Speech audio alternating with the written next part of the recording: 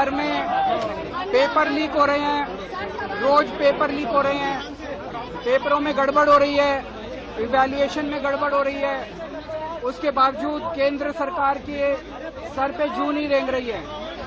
NEET paper leak होने के बाद सरकार ने कोई एक्शन नहीं लिया, कोई सिस्टम को चेंज करने के लिए ऐसे कोई स्टेप्स नहीं उठाए गए जिससे ये कॉन्फिडेंस बने कि अगली साल पेपर लीक नहीं होंगे। सीबीएसई में जिस कंपनी ने गड़बड़ की उस कंपनी के खिलाफ कोई एफआईआर नहीं, कोई एक्शन नहीं। इससे ये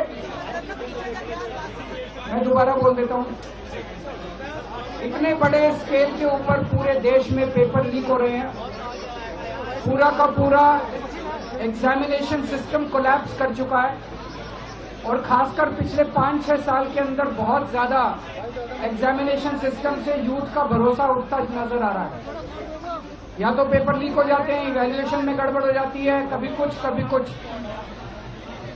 नीट का पेपर लीक हुआ, 20 बच्चों ने सुसाइड कर लिया, लेकिन सरकार ने ऐसा कोई कदम नहीं उठाया जिससे ये भरोसा बन सके कि अगली साल पेपर लीक नहीं होंगे। नीट के पेपर के बाद और पेपर लीक हो गए, सीबीएसई में इवैल्यूएशन सिस्टम गड़बड़ हुआ, उसके बावजूद उन्होंने उस कंपनी के खिलाफ कोई एक्शन नहीं लिया। तो ऐसा लग रहा है कि सरकार पूरे अहंकार के अंदर है।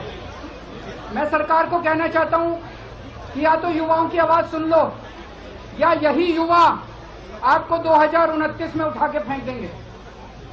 दूसरी बात, एक तरफ धर्मेंद्र प्रधान का इस्तीफा तो होना ही चाहिए, लेकिन मेरी प्रधानमंत्री जी से निवेदन है और देश के 140 करोड़ लोग चाहते हैं कि धर्मेंद्र प्रधान की जगह सोनम वांगचुक को देश का शिक्षा मंत्री बनाया जाए।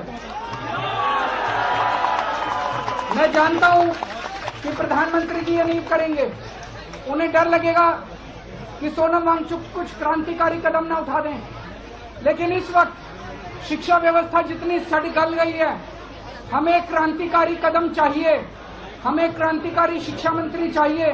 बिना क्रांति के शिक्षा व्यवस्था ठीक नहीं होने वाली। और मैं फिर से उन्हें कहना चाहता हूं, इतना अहंकार मत करो। आपसे पहले वाली सरकार ने भी बहुत अहंकार किया था। अंग्रेजी में एक कहावत है, हिस्ट्री रिपीट्स इटसेल्फ। यही ये जंतर मंतर था, 4 अप्रैल का दिन था 2011 का, जब अन्ना हजारे जी यहाँ बैठे थे। उसके 3 साल बाद उस वक्त की सरकार चली गई थी। आज से 3 साल बाद आपकी सरकार चली जाएगी अगर आपने युवाओं की आवाज नहीं सुनी तो। Thank you so much. पिछले कुछ दिनों से हंगर स्ट्राइक पे थे सोनम वांगचुक और आज वो हमारे बीच में नहीं रहे। जिस दिन ये न्यूज बाहर आएगी ना, उस दिन रातों रात कॉकरोच जनता पार्टी के फॉलोअर्स डबल हो जाएंगे और नरेंद्र मोदी और भारत सरकार के खिलाफ धरने शुरू हो जाएंगे। जो मैंने अभी कहा, that was just an example. मैं सोनम वांगचुक जी की लंबी उम्र की दुआ करता हूं और मैं ये भी दुआ करता हूं कि जो चीज 2011 की हंगर स्ट्राइक के बाद अन्ना हजारे जी को समझ आ गई थी, वो सोनम वांगचुक जी को भी समझ आ जाए इससे पहले कि इट्स टू लेट। नहीं तो सोनम वांगचुक जी आप भी मीडिया पे जाकर अभिजीत दिपके को चोर कहा करेंगे, सिमिलरली जैसे अन्ना हजारे आज केजरीवाल को चोर कहते हैं हर जगह जाके। 2011 में इंडिया अगेंस्ट करप्शन की मुहिम लगाई थी अन्ना हजारे ने। उस समय भारत के प्रधानमंत्री नरेंद्र मोदी थे ही नहीं, मनमोहन सिंह थे और कांग्रेस का राज था। लेकिन उस टाइम पे भी इंडिया अगेंस्ट करप्शन की मुहिम अन्ना हजारे जैसे लोगों ने लाई थी, तो समझ लीजिए करप्शन उस टाइम पे भी थी। लेकिन उस धरने का, उस हंगर स्ट्राइक का सबसे ज्यादा फायदा किसने उठाया? उस टाइम के सबसे बड़े अपॉर्चुनिस्ट अरविंद केजरीवाल ने, जिन्होंने इसकी आड़ में अपनी पार्टी आम आदमी पार्टी बना ली। और पार्टी बनने के बाद किसी ने अन्ना हजारे जी का हाल भी नहीं पूछा, इसलिए आज वो सोशल मीडिया पे, आज वो मीडिया में जाके केजरीवाल को चोर कहते हैं। आज 15 साल के बाद वही इतिहास फिर दोहराया जा रहा है। अभिजीत दिपके जो कॉकरोच जनता पार्टी के लीडर हैं, विदेश से इंडिया आए हैं, 30 साल के यंग युवा लीडर हैं, उनके सवाल जायज हो सकते हैं, लेकिन जो उनका तरीका है वो मैं आपको समझाने की कोशिश कर रहा हूं कि यहाँ क्या हो रहा है। आम आदमी पार्टी के केजरीवाल ने जो ट्रेंड 2011 में फॉलो किया था और उसके चलते अपनी पार्टी बनाई थी, आज सेम चीज कॉकरोच जनता पार्टी के लीडर अभिजीत दिपके कर रहे हैं।